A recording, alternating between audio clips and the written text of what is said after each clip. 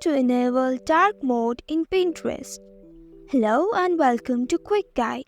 Here you will find quick and easy tutorial videos on diverse range of topics. In today's video, I'll be showing you how to enable dark mode in Pinterest.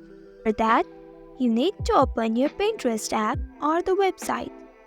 Below, you will see some icons there. Click on the profile icon at the left below. You will see the settings option at the top left of the screen. Click there. Then click on Settings. Click on Profile Visibility.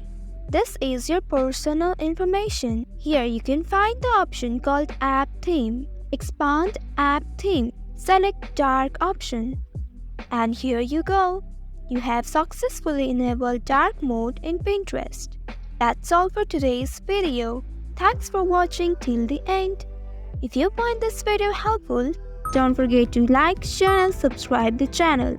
Also hit that bell icon to get notifications for more such helpful tutorials. See you in next video. Stay connected.